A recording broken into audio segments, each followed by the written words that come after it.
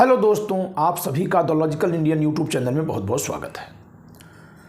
आज से मैं अपने यूट्यूब चैनल पर संविधान को कमज़ोर करने वाले कारणों पर चर्चा करूंगा। दोस्तों, क्या कारण है कि हमारा संविधान जो दुनिया का सबसे बड़ा और सबसे बेहतरीन संविधान है, जिस संविधान के माध्यम से ही इतनी ऊंच नीच का भेदभाव समाप्त हुआ, हर जाति वर्ग के लोग कम या अधिक संख्या में अब ऊंचे पदों पर, विधानसभाओं में, ग्राम प्रधान के पद पर, न्यायपालिका में या आईएएस आईपीएस जैसी नौकरियों में पहुंचने लगे। हर वर्ग के लोग चुनाव लड़कर मुख्यमंत्री मंत्री बनने लगे। लेकिन आज के समय में संविधान कमज़ोर होता दिख रहा है। मैं इसके लिए कुछ नेताओं पर चर्चा करना आरंभ कर रहा हूं। उन नेताओं पर जिन्होंने जाने अनजाने में अपने कार्यों से, अपनी नीतियों से, सत्ता पाने तक उनके द्वारा अपनाए गए तिकड़मों से संविधान को कमज़ोर किया है, जनता के नैतिक बल को कमज़ोर किया है। इस क्रम में आज मैं बात करूंगा अरविंद केजरीवाल की। ये देखिए, यहाँ पर 3 लोग दिख रहे हैं जिनका आप नाम पहचान रहे हैं। किरण बेदी हैं, अन्ना हजारे, अरविंद केजरीवाल।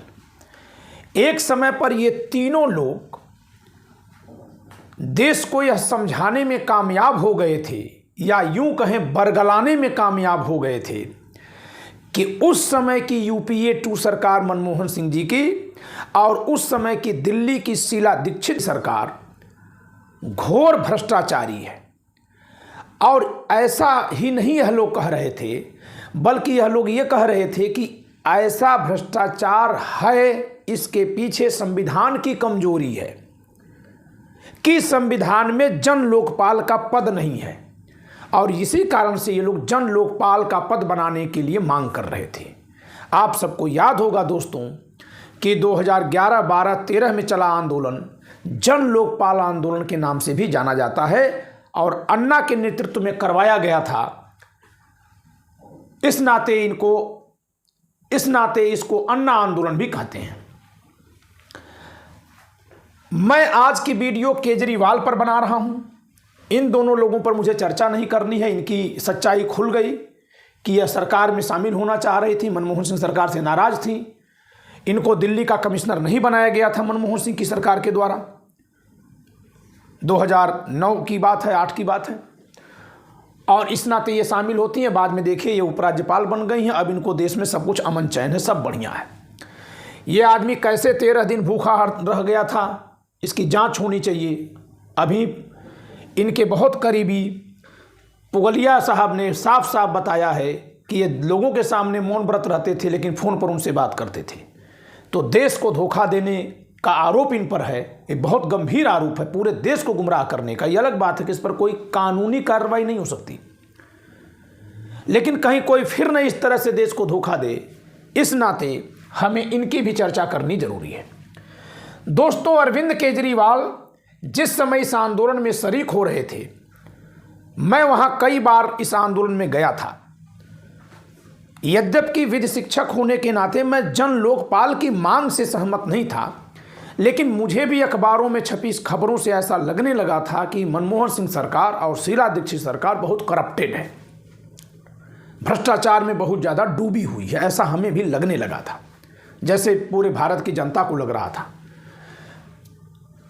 तो इसी कारण से इस बात से सहमत न होते हुए भी कि जन लोकपाल के पद की भारत में कोई आवश्यकता नहीं है और अगर बना दिया जाएगा तो एक तानाशाह पैदा हो सकता है, मैं इस आंदोलन में जाता था। वहां मैं लोगों को यह बताता भी था कि जन लोकपाल जैसे पद की जरूरत नहीं है, बल्कि प्रधानमंत्री से सवाल होने चाहिए और उनसे जवाब मांगे जाने चाहिए। लेकिन ध्यान देना दोस्तों, सवाल और जवाब होने चाहिए और लिए जाने चाहिए की बात वही करता है जो वाजिब सवाल कर रहा हो। जब उसके सवाल ही झूठे होंगे तो वह सवाल जवाब से भागेगा। इसी नाते अन्ना को मौन आंदोलन पर बैठाया गया था, क्योंकि अगर वहां मीडिया इनसे पूछती कि आप क्यों बैठे हैं, क्या है, तो इनको कुछ नहीं पता था। खाली डिब्बा सबके सामने खुल जाता पोल। इस आदमी को कुछ नहीं पता था। तो मैं पूछता हूं कि क्या इनको भी नहीं पता था कि ये क्या हो रहा है? ये तो IITN, IRS ठीक है कि इन्होंने चुनाव में प्रचंड जीत हासिल की और फिर दिल्ली में काफी अच्छा काम करने का प्रयास किया, लेकिन सत्ता कैसे आपने पाई, आज चर्चा इस पर होगी। और जब कभी आप सत्ता गलत तरीके से पाते हैं तो आप नैतिक रूप से कमजोर होते हैं, और जब तक नेता नैतिक रूप से मजबूत नहीं होगा, संवैधानिक नैतिकता के माध्यम से वो सत्ता में नहीं आएगा, तब तक वो संविधान को मजबूत करने की वो हिम्मत नहीं दिखा पाएगा जिसकी संविधान को मजबूत करने वाले नेताओं से अपेक्षा हम लोग करते हैं। मैं अरविंद केजरीवाल से 2 सवाल करता हूं। पहली बात कि इतना बड़ा जन लोकपाल का झूठा आंदोलन जो चला, जिसकी बाद में किस देश में कोई जरूरत ना आप बता पा रहे हैं, न उस समय की विपक्षी पार्टी जो भाजपा थी, जिसने कई बार इनको पानी पिलाया है। इनको गडकरी साहब उसमें बीजेपी अध्यक्ष के नाते पानी पिलाकर अनशन तोड़वाए हैं। रामदेव के साथ गडकरी साहब गए हैं, बीजेपी गई है उत्तराखंड में। तो न तो उस बीजेपी से इन्होंने सवाल किया, न इन्होंने सवाल किया, ये तो साथ में हो गई कि आखिर जन लोकपाल का जो मुद्दा था वो कहां चला गया। अब हुआ क्या, तो पहला सवाल तो इनसे यह है कि क्या आप ये नहीं जानते थे कि जन लोकपाल के पद की रचना की जो आप मांग कर रहे थे, जन लोकपाल जो प्रधानमंत्री के ऊपर बैठ जाएगा, निर्वाचित प्रधानमंत्री से जिसको हर राज्य में हर दिन वोट मांगने की चिंता होती है, उससे तो हम सवाल पूछ नहीं पा रहे हैं। बताइए दोस्तों, सीबीआई और ईडी में बैठे ऑफिसर से हम सवाल करके भी नहीं कर पा रहे हैं, निर्वाचन आयोग में जो आयुक्त हैं उनसे हम सवाल नहीं कर पा रहे हैं, जो कि संविधान के तहत जवाबदेह बने हुए हैं। तो एक जन लोकपाल अगर आप बना देते जो इन सभी से ऊपर बैठता और वो नियुक्त होता, उसका चुनाव नहीं होता, नियुक्ति से हो जाता, तो वह अगर दगाबाज बैठ जाए तो कैसे आप रोक पाएंगे, कैसे रोक पाएंगे आप बताइए। तो इनसे मैं एक सवाल करूंगा कि क्या जन लोकपाल आंदोलन एक फर्जी उद्देश्य के लिए चलाया गया आंदोलन है, केवल सरकार को बदनाम करने के लिए चलाया गया आंदोलन है? यदि ऐसे पद की रचना कर दी गई तो इससे देश में कोई लाभ नहीं मिलेगा, बल्कि उस पद का अगर कोई दुरुपयोग करने लगेगा तो तबाही मच जाएगी। क्या आप इसको नहीं जानते थे? पहली बात। दूसरी बात कि आज जबकि यह साबित हो गया कि मीडिया पर बीजेपी और आरएसएस का कंट्रोल है, अडानी का कंट्रोल है, अंबानी का कंट्रोल है, आज यह साबित हो गया, इनके हाथ से चीजें निकल गई। तो जिस समय ये जंतर मंतर पर बैठकर या रामलीला मैदान में बैठकर ये घोड़े छोड़ रहे थे खूंटे से, क्या इनको पता नहीं था कि उन घोड़ों के, बधे घोड़ों के खूंटे उखाड़ने में जो पानी डाल रहे हैं खूंटे में, वो आरएसएस के लोग हैं? क्या इनको ये नहीं पता था कि इस पीछे की ताकत कौन जुटा रहा है, इतना वहां खाने पीने की व्यवस्था, टेंट तंबू की व्यवस्था? क्योंकि मैं जब भी वहां गया हूं दोस्तों, मैंने यही पाया है कि फेस चाहे भले अन्ना हजारे थे, मास्टरमाइंड अरविंद केजरीवाल थे। बहुत दिनों से मेरे मन में ये बात उठती थी, बहुत दिनों से, 2-3-4 साल से उठ रही है। ठीक है कि इनके काम बहुत अच्छे हैं, कुछ ठीक है कि इनको केंद्र सरकार सता रही है, संवैधानिक शक्तियों का दुरुपयोग कर रही है, यह भी ठीक है कि दिल्ली के लोगों ने इनको बहुत अभूतपूर्व मत दिया है। इन चीज़ों के लिए मैं इनके पर कोई सवाल नहीं उठा रहा हूं, लेकिन अन्ना आंदोलन के जो ये पीछे खड़े थे और बाद में आगे निकल कर चले आए, तो अब जरा इन 2 सवालों के बाद, 2 सवाल कौन कौन से, कि एक तो अन्ना आंदोलन जिस जन लोकपाल के लिए था उसकी क्या प्रासंगिकता थी, क्यों उस देश को गुमराह किया गया। आपको पता है दोस्तों, इन लोगों ने कौन सी मांग रख दी थी मनमोहन सिंह और सोनिया गांधी के सामने? कानून बनाने में, जिसमें पार्लियामेंट में चुने हुए मेंबर्स के लोग शामिल होते हैं कमेटी में, ड्राफ्ट बनाने में, इन्होंने कहा हम ड्राफ्टिंग कमेटी में शामिल होंगे। और जन आंदोलन के चलते मनमोहन सिंह जी की सरकार झुक गई थी, 5 लोगों को शामिल कर ली थी, प्रशांत भूषण, शांति भूषण, संतोष हेगड़े और अन्ना हजारे, अरविंद केजरीवाल। इन 5 प्राइवेट लोगों को, आम लोगों को ड्राफ्टिंग कमेटी का मेंबर बनाने की मजबूरी पैदा हो गई और अंत में मनमोहन सिंह सरकार को स्वीकार करनी पड़ी थी। इस भीड़ के जरिए इन लोगों ने, मैं इसको भीड़ इसलिए कहूंगा कि जब वह उद्देश्य संविधान के विरुद्ध है तो फिर वो भीड़ है, इन्होंने यह कार्य किया था। तो क्या 2 बातों का जवाब ये देंगे, इनसे पूछा नहीं जाना चाहिए कि आप क्या ये नहीं जानते थे कि जो मांग आप कर रहे हैं उस मांग की कोई ज़रूरत नहीं है, कोई औचित्य नहीं है, सरकार सही चल रही है। कहाँ गया 2G घोटाला? कहीं साबित नहीं हुआ। कोल घोटाला कहीं साबित नहीं हुआ। मोदी सरकार इसके बाद उन्हीं घोटालों के नाम पर आती है, साबित ही नहीं हुआ, अदालतों ने बरी कर दिया, यह कह कर कि केंद्र सरकार कोई सबूत नहीं दे रही है। तो अगर यही बात अन्ना हजारे, किरण बेदी, केजरीवाल के माध्यम से जनता में नहीं आती तो गडकरी साहब और सुषमा स्वराज, लाल कृष्ण आडवाणी, जो उस समय भाजपा के विपक्ष के नेता के तौर पर सदन में दिखाई देते थे, पानी पी पी कर, मट्ठा पी पी कर और तेल की मालिश करके चाहे जितना भी जनता के सामने रखते ना, जनता यकीन नहीं करती, क्योंकि ये लोग मैग्सेसे पुरस्कार विजेता हैं, तीनों के तीनों। इस नाते इन पर जनता ने विश्वास कर लिया कि ये लोग क्यों ऐसा गलत करेंगे। तो क्या इन लोगों को पता नहीं था कि यह लोग अपने चेहरे को जो सामने रख रहे हैं एक षड्यंत्र के तहत रख रहे हैं? तो एक सवाल तो ये बनता है। दूसरा सवाल बनता है कि आपको क्या ये नहीं पता था कि इस पूरे कार्यक्रम के पीछे जो मीडिया मैनेजमेंट हो रहा है, जो फंडिंग हो रही है, जो भीड़ जा रही है, ये कौन सा संगठन जुटा रहा है? तो आज आरएसएस का नकली विरोध करने का ड्रामा क्यों? ये दो सवाल के साथ मैं ये बात पूछ रहा हूं। आरएसएस को सत्ता तक इस हद तक ले आने के लिए अगर कोई जिम्मेदार है तो अरविंद केजरीवाल। और दोस्तों, आपको मैं बता दूं कि यह शख्स पूरा आंदोलन चलाते हैं मनमोहन सिंह और सोनिया गांधी के खिलाफ, लेकिन ये चुनाव लड़ते हैं बनारस में जाकर नरेंद्र मोदी के खिलाफ। क्यों ऐसा किया इन्होंने? मैं आपको राजनीतिक तर्क दे रहा हूं। इसलिए इन्होंने ऐसा किया कि क्योंकि देश में इनकी इतनी बड़ी लोकप्रियता बन गई थी कि जनता बहुत तेजी से आम आदमी पार्टी में जुड़ गई थी, और उधर नरेंद्र मोदी प्रधानमंत्री पद के दावेदार बन गए थे। अब अगर ये दोनों की क्षमता बराबर होती तो वोट बंट जाता, तो एक डाली को काटकर छोटा करना था। अब एक कौन था जिसने दोनों डालियां उगाई थी और एक काटने की बात किया? तो ऐसे में ये दोनों ही उस समय नायक किससे लड़ रहे थे? करप्शन से, यानी मनमोहन सिंह सोनिया गांधी से लड़ रहे थे। याद करिए, लालू यादव चोर है, सारे नेता चोर हैं का नारा ये लगवा रहे थे। क्या इनको नहीं पता था कि ये केवल इमोशनल नारा लगवा रहे हैं? और फिर ये मोदी से तब चुनाव क्यों लड़ गए? इसलिए कि ताकि अब जनता मोदी को नायक मान ले। हम दो लोग अगर यह कह रहे हैं कि यह घर बनाया जाएगा, यह घर बनाया जाएगा, और तीसरे का जो घर बनने का विरोध कर रहा है, हम दोनों अलग अलग मंचों से विरोध कर रहे हैं। जो लोग भी ये चाहते हैं कि घर बने वो हम दोनों को नायक मानेंगे, लेकिन अगर हम दोनों नीचे से कहीं मिले हुए हैं और पार्टी हमारी अलग अलग है, अलग अलग मंच से हम बात कर रहे हैं, तो या तो हम मिलजुल कर चुनाव लड़ें, हमारी ये मजबूरी होगी, और या फिर हम दोनों में से एक को कमजोर कर दें जिससे कि वोट एक तरफ जाए और वो जीत जाए। क्या इसी कारण से अरविंद केजरीवाल बनारस चुनाव लड़ने नहीं चले गए थे? जब आपका पूरा राजनीतिक आंदोलन सोनिया गांधी और मनमोहन सिंह के विरोध में था, कुमार विश्वास को आप राहुल गांधी के खिलाफ अमेठी से चुनाव लड़वाए, तो आप उस समय नरेंद्र मोदी के खिलाफ चुनाव लड़ने बनारस क्यों गए?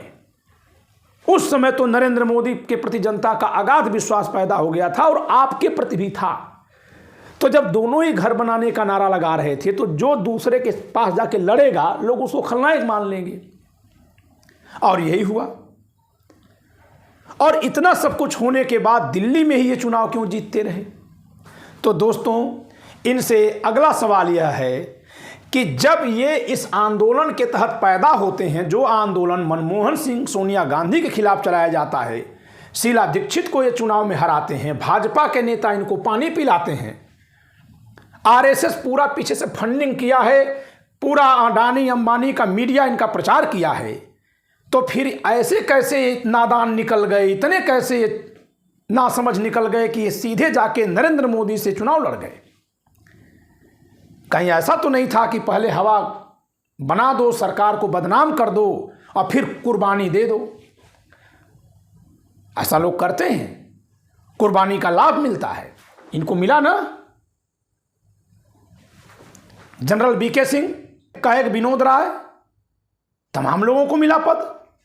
तो जरा समझिएगा, अगला इन पर आरोप जो मेरा है कि अन्ना आंदोलन में इनके साथ बहुत सारे लोग थे, जब ये आम आदमी पार्टी बनाने की घोषणा 2013 के अगस्त में करते हैं रामलीला मैदान से, तो आखिर क्या कारण था कि फौरन ये बदल जाते हैं कि नहीं, चुनावी पार्टी नहीं बनानी थी। यानी केवल कांग्रेस का विरोध ही इनका लक्ष्य था, इनका भी। ये दोनों भाग खड़े होते हैं, जनरल वीके सिंह भाग खड़े होते हैं, भाजपा में जाके वही चुनाव लड़ रहे हैं, मंत्री बनते हैं। मनमोहन सिंह के सरकार के समय वो जनरल थे सेना के और रोज आरोप लगाते थे, सुप्रीम कोर्ट तक पहुंच गए थे अपनी उम्र का सर्टिफिकेट लेकर के, जो लगी हुई है मेरे नौकरी के दस्तावेजों में, वो ज़्यादा मेरी उम्र लिखी है, दूसरी वाली लीजिए ताकि उनका कार्यकाल बढ़ जाए। सुप्रीम कोर्ट ने डांट कर भगा दिया था। तो वो सब लोग इनका साथ छोड़ देते हैं।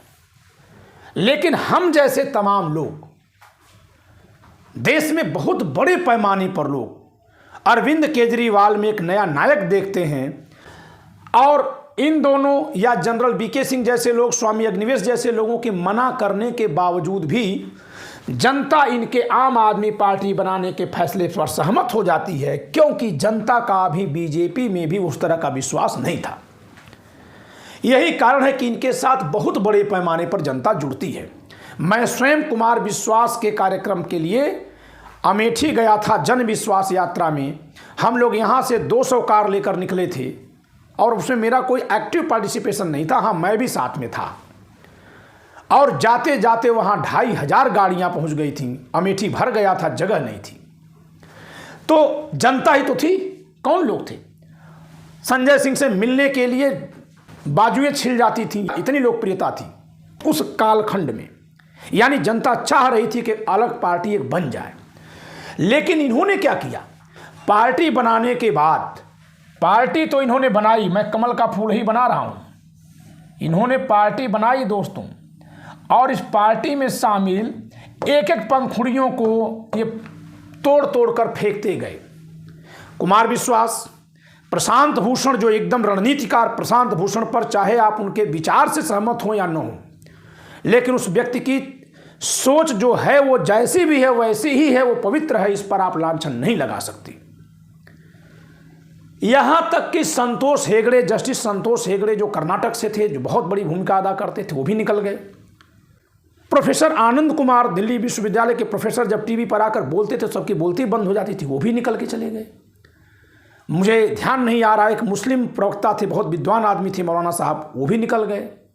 बाद में अलका लांबा भी निकल गई। क्या हो रहा है केजरीवाल साहब? अपने अगल बगल के नेताओं को आप साफ क्यों कर रहे हैं? ले देकर वो उस अब आम आदमी पार्टी में बचे जो दूसरे या तीसरी पीढ़ी के नेता उतने ही दिनों में जो थे, चाहे वो आतिशी हो, चाहे वो राघव चड्ढा हो, चाहे भगवंत मान जी हों, ये लोग दूसरी तीसरी पीढ़ी के नेता हैं। आम आदमी पार्टी की स्थापना से उसके उदय तक में देखें तो आखिर आप एक तरफ तो केंद्र सरकार में जो उस समय मनमोहन सिंह और सोनिया गांधी की सरकार थी, उस पर जो आरोप लगाए थे वो बेबुनियाद निकले। दूसरी बात कि आपने जो जन लोकपाल का नारा लगाया था वो असंवैधानिक मांग है, एक तरह से संविधान की मूल धारणा के खिलाफ है। आप बताइए दोस्तों कि अगर हमारे देश का प्रधानमंत्री चुनाव में हारने से नहीं डरेगा तो फिर वो उसके ऊपर कोई जन लोकपाल अगर बैठा देंगे तो उससे डरेगा? और अगर ऐसा हमने जन लोकपाल बैठा दिया कि प्रधानमंत्री उससे डरे, तो फिर जन लोकपाल को किससे डराओगे? वो भी तो इंसान है ना। तो क्या आप अपने ही चुने प्रधानमंत्री के ऊपर एक भूत नहीं टांग रहे थे? हम तो प्रधानमंत्री जो रोज चुनाव में आता है उससे डर जा रहे हैं। तो लोकपाल जब अपनी शक्ति का दुरुपयोग करता तब हम क्या करते? बाबा साहब ने, हमारी संविधान सभा ने, तमाम महानायकों ने जो संविधान बनाया है ना, वो बहुत अच्छे से बैलेंस्ड है। अगर कहीं कुछ गड़बड़ दिख रहा है तो नेता अपनी शक्तियों का दुरुपयोग कर रहे हैं या सही प्रयोग नहीं कर रहे हैं। तो आइए देखते हैं, अगला इन पर सवाल उठता है कि इन्होंने अपने साथ के सभी बराबर दर्जे के नेताओं को क्यों हटा दिया? और बराबर दर्जे के नेताओं को हटा देने का आरोप इन्हीं पर नहीं है दोस्तों। कांसी राम जी के आंदोलन में जो लोग शामिल रहे होंगे, मुझे नहीं पता बहुत ज्यादा, हमें क्यों नहीं दिखाई देता कि मायावती जी के साथ, उस समय के कांसी राम जी के साथ चलने वाले और भी लोग बराबरी पर दिखे? मोदी जी को ले लीजिए, सारे अपने बराबर के, अपने से ऊंचे नेताओं को हटा दिया उन्होंने पार्टी से। यही काम इंदिरा जी के जमाने में कांग्रेस ने किया था दोस्तों। इंदिरा जी के जाने के बाद चूंकि उनकी हत्या हुई थी, इस नाते सहानुभूति में राजीव गांधी सरकार में आते हैं। सहानुभूति की लहर खत्म होते ही चूंकि पार्टी में अच्छे नेता ही नहीं बचे थे, सारे पालने के नेता हैं आजकल, रीढ़ विहीन, बुद्धिविहीन, वाणी विहीन। इस नाते कांग्रेस डूब गई। और कांग्रेस डूबी तो कोई पार्टी नहीं डूबी। आम आदमी पार्टी डूबेगी तो पार्टी ही नहीं डूबेगी। बहुजन समाजवादी पार्टी डूबेगी तो पार्टी ही नहीं डूबेगी। समाजवादी पार्टी डूबेगी तो पार्टी ही नहीं डूबेगी। भारतीय जनता पार्टी डूबेगी तो पार्टी ही नहीं डूबेगी। बल्कि इन पार्टियों से जो जनाकांक्षाएं जुड़ी होती हैं, जो उम्मीदें जुड़ी होती हैं, जो सपने बुने होते हैं लोग कि ये पार्टी आएगी तो ये अच्छा काम कर देगी, वो टूटने लगते हैं, वो डूबने लगते हैं।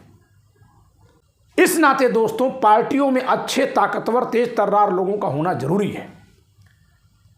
आप कल्पना करिए कि जिस समय कांग्रेस पार्टी अपने क्षेत्रीय अच्छे नेताओं को भगा रही थी, निकाल रही थी, उस समय भारतीय जनता पार्टी राज्यों में अच्छे नेताओं का चयन कर रही थी, उन्हें पद दे रही थी। परिणाम आपको दिख गया कि जब भारतीय जनता पार्टी उस संपूर्ण ऊर्जा से उगी है तो आज सारा विपक्ष एक साथ होकर भी हरा पाएगा कि नहीं, इस बात को लेकर संदेह और प्रश्न बने हुए हैं। ताकत कहां से मिलती है? नेताओं से। तो मेरा अगला सवाल इनसे यही है कि आखिर जिन लोगों ने इन दोनों की, तीनों की, चारों की बात न मानते हुए आपके साथ आम आदमी पार्टी के गठन में भागीदारी ली थी, वो सारे ही नेता जो उस समय दिख रहे थे, जो सुने जा रहे थे, आपका साथ छोड़कर क्यों चले गए केजरीवाल जी? क्या वो भी मोदी ने किया था? अगर मोदी ने किया था तो आप उस समय कहते कह रहे मोदी जी हमारी पार्टी सबको निकाल रहे हैं। इसका यह मतलब नहीं है दोस्तों कि मैं मोदी जी को क्लीन चिट दे रहा हूं। मैं सभी नेताओं की राजनीतिक समीक्षा करूंगा। क्या कारण है कि सन 90 के बाद से, जब से हाहाकारी और इमोशनल राजनीति शुरू हुई है, देश उस रफ्तार से आगे नहीं बढ़ा जितना गड्ढे से 90 तक निकल के ऊपर आया था। एक बात जानिए दोस्तों, हम लोग जब घर बनाते हैं तो नींव भरने में बहुत समय लगता है, उसके बाद बिल्डिंग दिखने लगती है। तो नींव तो 90 तक भरी जा चुकी थी। कैसे? सारे शिक्षण संस्थान जो तब बने थे वही हैं। उसके बाद तो प्राइवेट लोग बनाते हैं अपना कमाने के लिए। स्वतंत्र मीडिया की स्थापना हो चुकी थी। अब तो जो भी चैनल खोलता है कमाने के लिए। तो बहुत सारे काम किए जा चुके थे। आखिर उसके बाद के नेता देश को आगे उस तरह से क्यों नहीं ले जा पा रहे हैं जैसा ले जाने की संविधान में परिकल्पना और अपेक्षा की गई है? तो केजरीवाल जी ने 2 गलतियां की हैं। इनसे जवाबी मांगा जाना चाहिए कि जब जन लोकपाल का ये नारा लगाकर देश को समझा रहे थे और देश को अपने साथ जोड़ रहे थे, तब क्या ये जन लोकपाल की हकीकत को नहीं जान रहे थे? और दूसरे कि जिस आंदोलन को ये चला रहे थे, इसके पीछे राजनीतिक शक्ति या सामाजिक संगठन की शक्ति, कौन सा संगठन लगाया हुआ था? क्या उस पर ये भेद खोलेंगे? और अगर ऐसा ये नहीं खोलते हैं या अब तक छुपाए हुए हैं, तो क्या यह साजिश से सत्ता तक नहीं पहुंचे? तो जन लोकपाल संविधान में उचित नहीं है, उसके बारे में मुद्दा उठाकर गुमराह करना, जनता को धोखा। आरएसएस पीछे से खड़ा है ये न बताना, सबके आंख में धूल झोंकना। आरएसएस से हमें कोई नफरत नहीं है, लेकिन आप उसका मुखौटा अगर बन रहे हैं तो आपसे हमको नफरत हो जाएगी। तीसरा, अपने इन साथियों को पहले धोखा दे देना और फिर जो इनके खिलाफ आपके जाने पर आपके साथ आए थे उन साथियों को धोखा दे देना। चौथा, उस समय जनता जब आपको और नरेंद्र मोदी को, दोनों को ही करप्शन से लड़ने वाले नायक के रूप में देख रही थी, तो सीधे जाके नरेंद्र मोदी से चुनाव लड़ करके अपने को हरवा लेना और थोड़ा कमजोर कर लेना, ताकि पूरे भारत के स्तर पर वोट उनको मिले। जी हाँ, ऐसा होता है दोस्तों, ऐसा होता है। दबाव जब पीछे से उस संगठन का पड़ता है जो आपको पैदा किया होता है, तो लोग इस तरह के समझौते करते हैं। किसके दम पर ये सारे नेताओं को भगाते चले गए? सब सवाल इनसे बनेगा और इस नाते आप इस पर सोचिएगा। फिर भी झुग्गी झोपड़ी के लिए जो ये काम कर रहे हैं, रिक्शा चालकों के लिए जो काम कर रहे हैं, ऑटो ड्राइवर्स के लिए जो काम कर रहे हैं, स्कूल के लिए जो काम किए, मोहल्ला क्लिनिक जो खोले, उस सब के लिए मैं इनको 100 में 100 नंबर दूंगा कि इन्होंने अच्छी पहल की। लेकिन मैंने शुरुआत की थी कि जब आप सियासत के पीछे साजिश करते हैं और साजिश से सियासत करके सत्ता तक जाते हैं तो आपका नैतिक बल कमज़ोर होता है। जो देख रहा होता है कि आप तो ऐसे ऐसे जुगाड़ से गए हैं, वो आपको कभी भी हिला देता है और तब आप हिलते डुलते रहते हैं। तो दोस्तों, नेताओं की सोच को समझने के लिए मैं एक एपिसोड चला रहा हूं, जिसमें आज पहले दिन मैंने केजरीवाल पर चर्चा की है। अच्छी बुरी दोनों बातें मैं बता रहा हूं। जैसे इन्होंने कुछ निश्चित यूनिट तक बिजली फ्री की है, ये बहुत ज़रूरी है। जो गरीब जनता है उसको ये संसाधन इस तरह से मिलने चाहिए। स्कूलों में फ्री शिक्षा और अच्छी शिक्षा बहुत अच्छी बात है, ये लेने लायक है। लेकिन जो बातें गलत हैं उस पर जवाब देना पड़ेगा। आज के लिए इतना ही, धन्यवाद।